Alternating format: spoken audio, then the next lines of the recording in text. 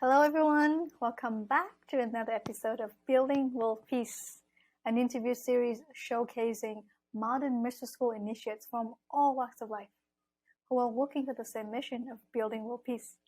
I'm your host, Ling Lei, and I am a teacher, a guide, and a ritual master in this ancient lineage of King Salmon with the modern mission school. And today I have with me a fellow initiate, Dr. Manuel Camarena. And I'm super excited to hear his story as well as to introduce him to you all. Hey, Manuel. Hello, thank you for inviting me. Nice. Thank you for coming. I'm glad you made it here today. It's very exciting. Yeah, the energy's picking up. It feels yeah. good. And we're matching too. This is totally And we're unexpected. matching. And it wasn't planned. That's the best. No, nothing. It's never planned. I was just thinking, okay, well, today we have an interview with Manuel. What can I wear? Right? And this just happened. And I think we turned the camera on and we're like, what the, like, what just happened? Yes, exactly. Manuel, could you briefly introduce yourself to us? Yeah, hello. I'm Dr. Manuel Camarena. I'm a full-time school psychologist, and I'm also a guide, healer, teacher, and ritual master in the lineage of King Solomon. Awesome. For those, for some people who may just started watching this series, could you explain, Manuel, could you explain what the modern mission school is and what it means to you before we get to the other parts of the interview? Definitely. Yeah, I think about the Modern Mystery School and Dr. Sean Carey and your guys' interview that you guys did recently. And he explained it's the University of the Soul. And that's the way that my guide explained it to me. And when I think about, okay, what is the University of the Soul? And for me, that's a pillar, a beacon on this planet that assists in reminding individuals about our purity. And that's the ray that we're holding, is that divine, pure love, and sharing that and showing it to the world that this is possible. It's here right now. We just need to tap into it. I got chills. I could feel your heart right there. So Manuel, could you share with us your story? How did you get here? Yeah, that's the story, right? Everybody has a unique way of how they found the school. That's what I love about this lineage, is that it doesn't matter where you come from, anybody's welcome in this school. And so for me, back in around 2011 November time, I was visiting my mom in Oklahoma, and I wasn't into spiritualism at the time. I was a Navy veteran. I didn't really know what to do with my life at the point. And once I exited the military, I was kind of lost. So when I was visiting my mom in Oklahoma that night, I went to sleep and I saw a tarantula on my bed. It took physical form and then eventually disappeared. And so at that moment, I was like, what is going on? This was not something I was used to. And so I called the shaman, and the shaman said that there was an awakening happening. This was before 2012. And so I come and I go into 2012, and more spirits started coming into my dream, kind of half awake dream state. And at that point, I started getting a little bit scared because I didn't know what was happening. And at the very end, this spirit guide or whatever the person may be came to my bedside, and he told me it's time to wake up. And so I went to go reach after him and be like, what do you mean it's time to wake up? And then my floor in my bedroom kind of shattered. And that's when I just woke up, kind of snapped out of it. And I was like, I need to search more. What is this person talking about? What is going on that the mass public are not really speaking?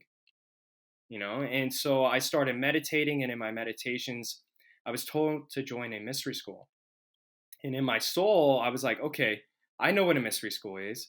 I remember this. And so I started going on Google, and I came across the Modern Mystery School. And at the time, it wasn't as, I guess, glamorous. Their website's gorgeous right now. And there's more initiates coming out and growing in the school. And so it wasn't, like I said, at that point in time, it wasn't like that. So I reached out, but I never heard anything back. So I was like, okay, you know what? It's probably not a legitimate mystery school. So I just kind of put it to the side. And then in 2016, my guide reached out to me, or a guide, but she was going to become my guide shortly afterwards. And so around February time, she said, hey, come in, get a life activation. This is unlike anything you've probably experienced before. And at that time, I already had other spiritual training. But it wasn't really satisfying me, I guess you could say. I knew that I needed a teacher and some guidance in order to master, if you would consider it, magic. And so she brought me in, and as soon as I had the life activation and felt the energy of this lineage, I was like, oh, this is the real deal. It was very royal, and I was really, really drawn to the warrior path. And that's what I wanted primarily, not necessarily the healer path. And so I was like, I need to get to ritual master. So I kept on working. I did empower thyself a couple weeks after my full spirit. So within a matter of, I guess, like 3 months, I did full spirit life activation and initiation. And then I went to healers in London because I knew that I needed that in order to get the ritual master. So that's why I went over there in the same year. So it was rather quickly how I was progressing in the beginning. But then towards, I guess, moving towards RM2 and then towards guidehood, I kind of slowed down a little bit because I was building up so much energy that I needed my foundation. Wow, wait, there's so many things there. Yeah. Wait a minute. Yes. So many, I'm like sorting the questions out. Okay, I knew that you were a veteran, but I forgot about it, and that is so cool that you. How long were you in the? I don't know, the Navy. How long were you Yeah, in the Navy. Navy?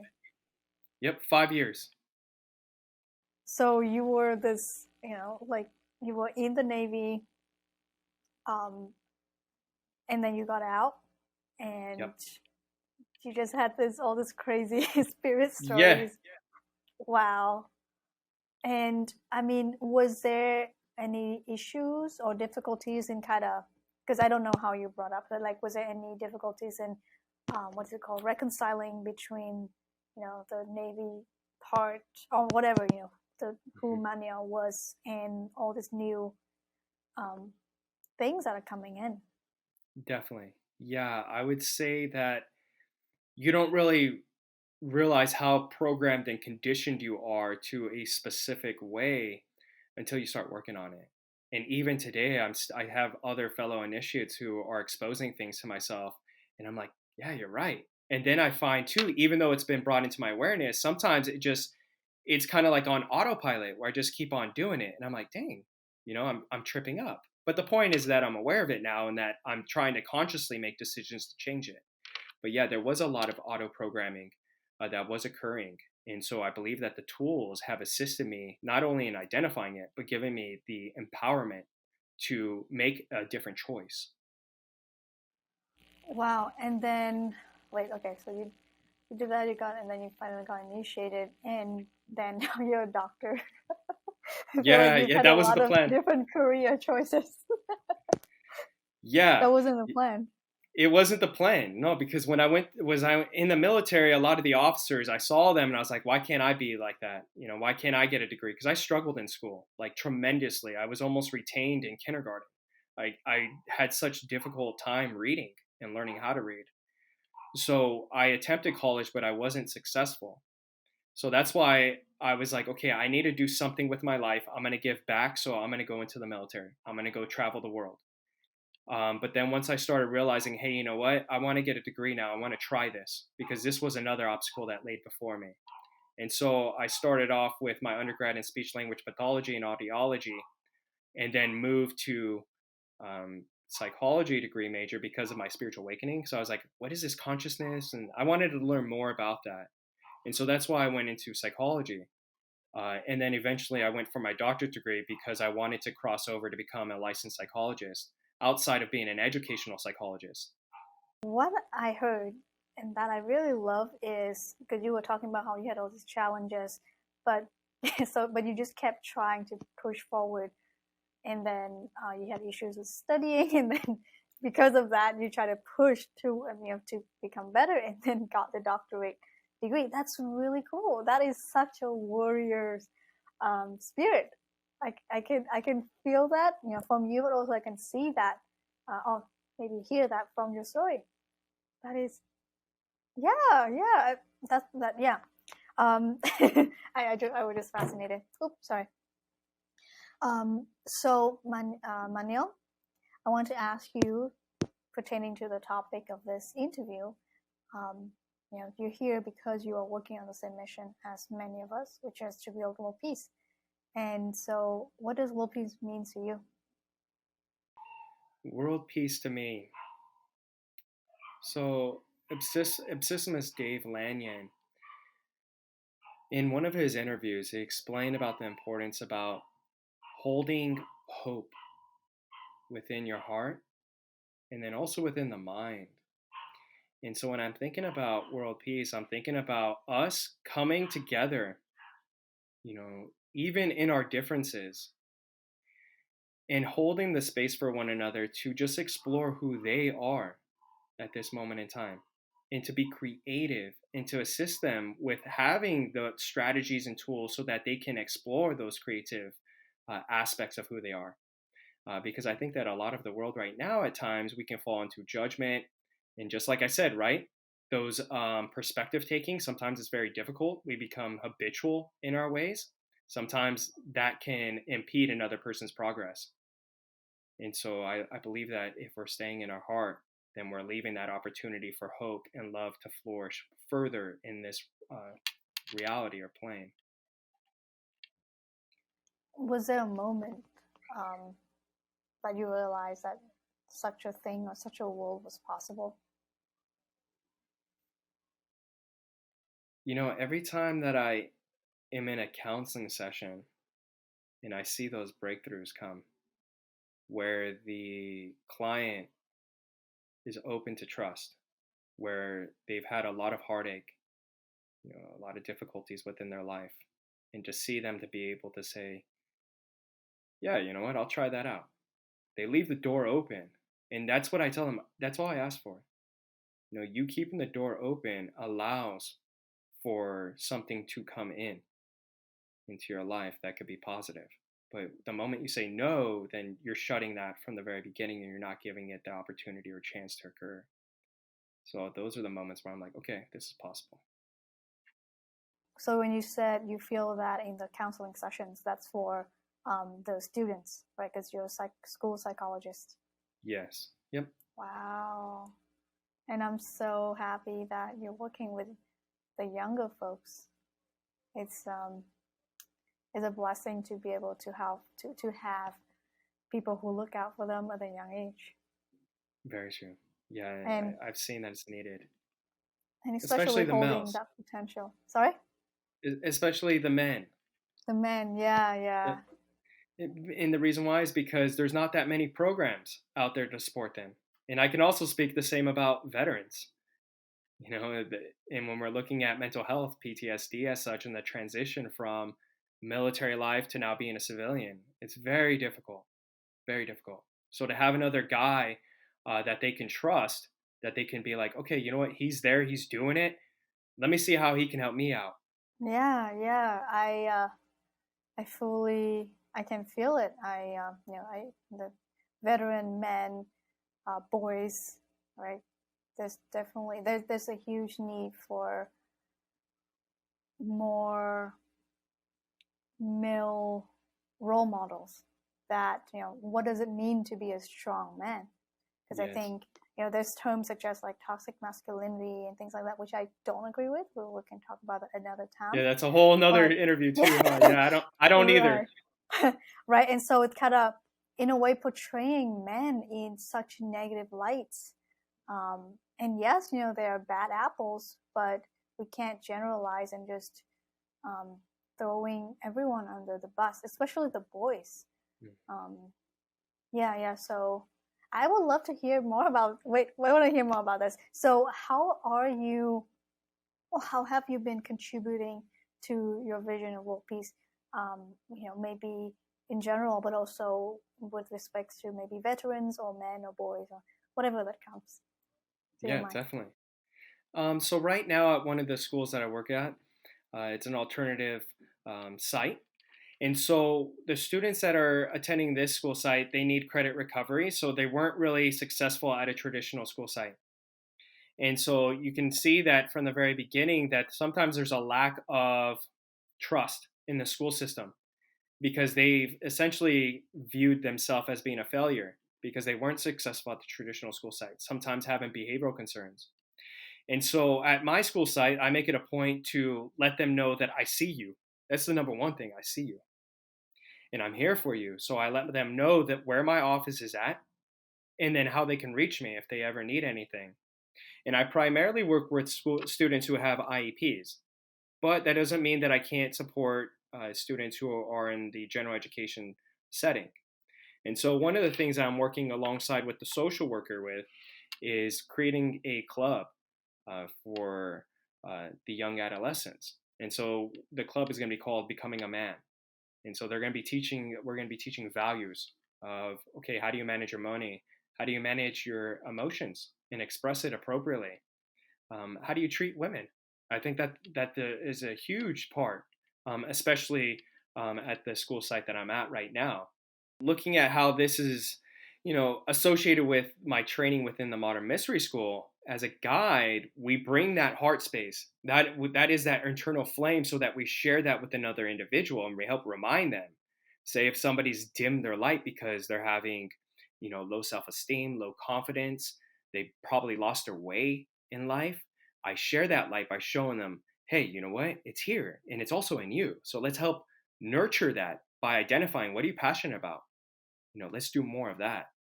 And then as a ritual master, we stand in our power by anchoring our light into the physical space. And we're like, no, we will not allow anything that goes against the light to enter.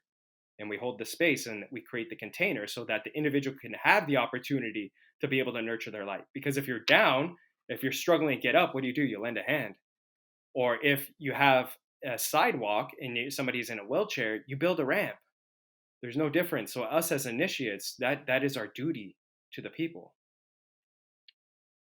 I was laughing in the background because I thought it's. I mean, yeah, I love how your energy is kind of like, get like that. That's really cool, really passionate. Manuel, it's very interesting to me, and perhaps to the viewers too, that I feel like you have had all this, what's coming, like segments of experiences, right? As a vet, as somebody who had difficulties with studying early on, as a as a metaphysics student, as a guide, as a ritual master, and also as a psychologist. How do you? I mean, have you had issues kind of not balancing, but reconciling all of these, or like how does it work? Yeah, I think studying Kabbalah, it painted a picture for one, and then it expanded my depth of perception and gave me more material to organize myself and how I view the world. And I think that when I'm looking at psychology in general, that is one sphere in and of itself, but there's also other spheres within Kabbalah. And so I love to link that because I guess you could say by nature, I'm more of like I'm in the mental plane. When we're looking at the Hermetic principles, that is like the ray or the area that I work with the most, especially being a school psychologist. And so I love to use the metaphysics because those are now giving me the tools in order to start to play with the creative mind and to manifest things into the physical in a proper and in an efficient way that's in alignment with the divine creator. So just for a note for the viewers and the listeners, the Kabbalah that he talks about is called the Universal Hermetic Ray Kabbalah. I think that it goes by many names, but basically it's Universal Kabbalah.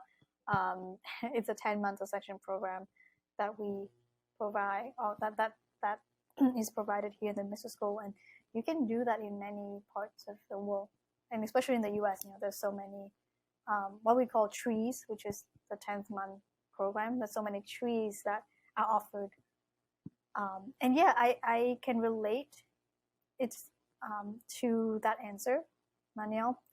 Somebody told me that Kabbalah is like you have 10 different drawers, right? And in your mind, and then what Kabbalah does is it helps you organize, the right things to the right drawers, so you know what to access, where to look at, and stuff like that. So it organizes your mind.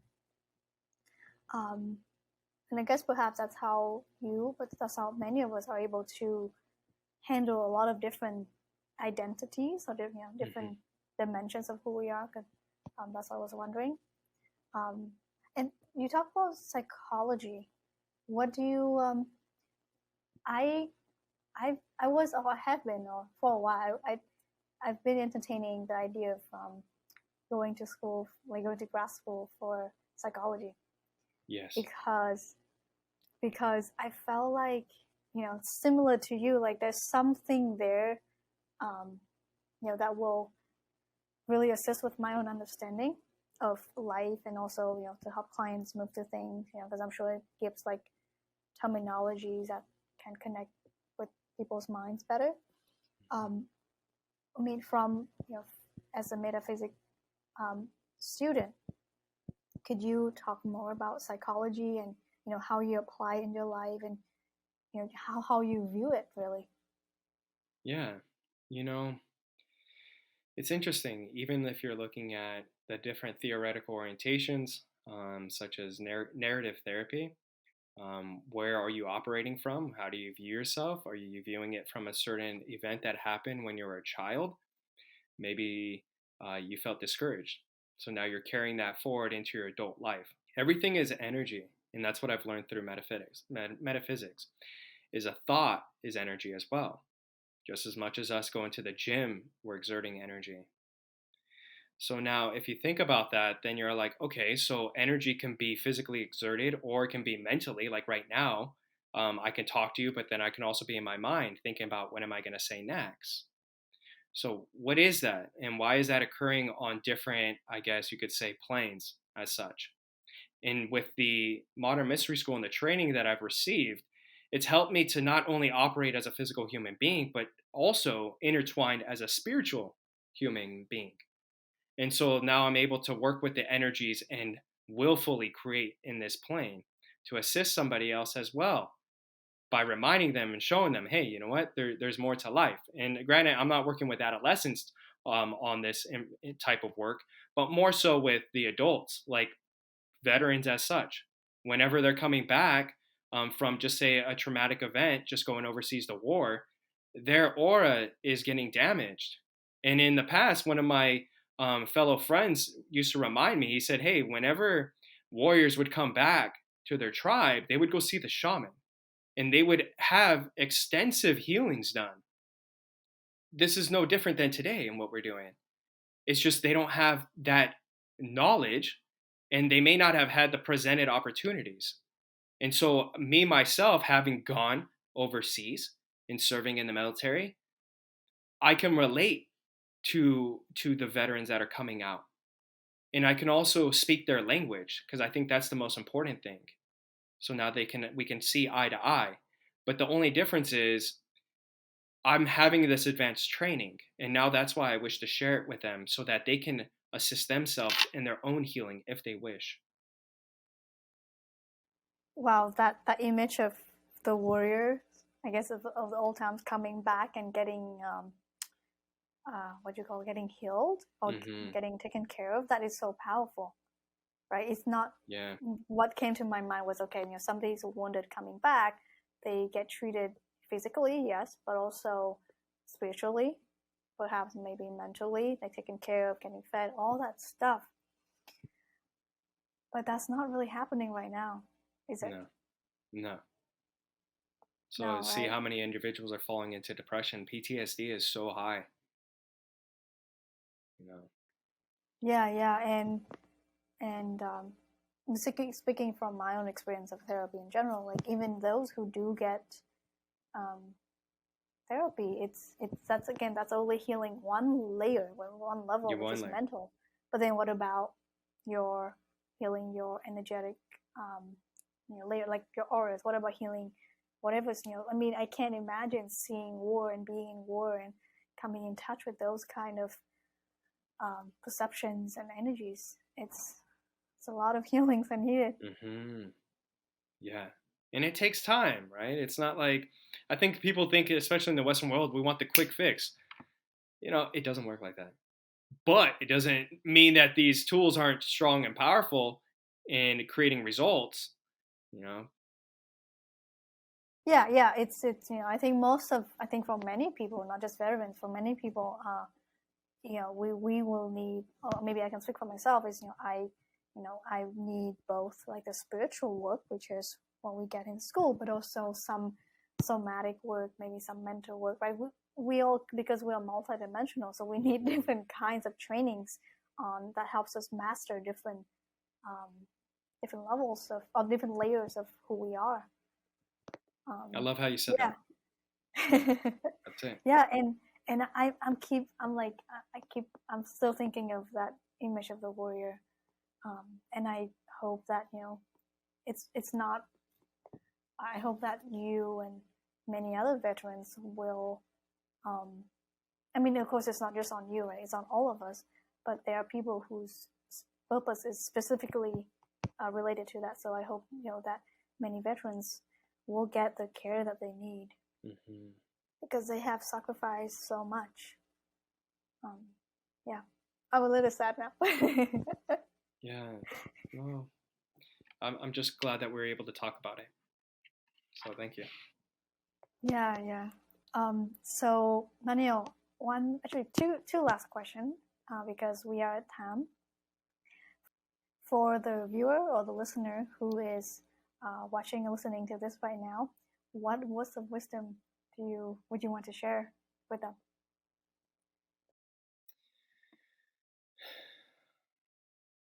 I think sometimes what we were talking about, even prior to starting this, we were explaining about how we can always critique ourselves.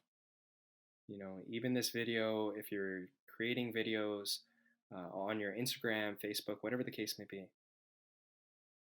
find that person who you are and allow them to come forward. Because sometimes we fear that. Sometimes we resist because we're fearful of actually seeing who we truly are.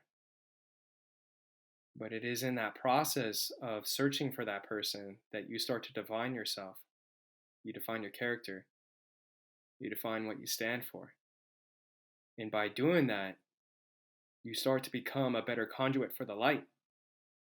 And then we start to build world peace. So it's an individual process as well as it is a community. I love that. Thank you. Yeah, part of like your journey, you've been many Manuels. You've been Manuels. The veteran. You have been many person, and yeah, don't be afraid to be a different person. To try out new things. That's it. Yeah. So for whoever's watching this or listening to this, and they want to contact you, they want to work with you in some capacity, maybe they're interested in life activation, which we both recommend highly. Highly. And initiation in Paradise Self too. How can they contact you? Yeah, so you can either go to my Instagram or my Facebook page. It's going to be Dr. Cam. Yeah, so I'll put all the links to the video as well as to the description, and feel free to contact him if you're interested. And you're based in Seattle? So I'm in Southern California. No. Oh my God, I'm sorry. Yep. I knew that. I think you have a very Seattle energy. I keep thinking so. I knew that. I knew you in SoCal. Yeah, I know. Yeah. Yeah. Yeah. This was not the first time. All right. Thank you everyone for watching, for listening to this, and thank you, Manuel. Thank you, Dr. Cam. Well, thank you for having me. Okay, I'll see you. Bye. Bye, everyone.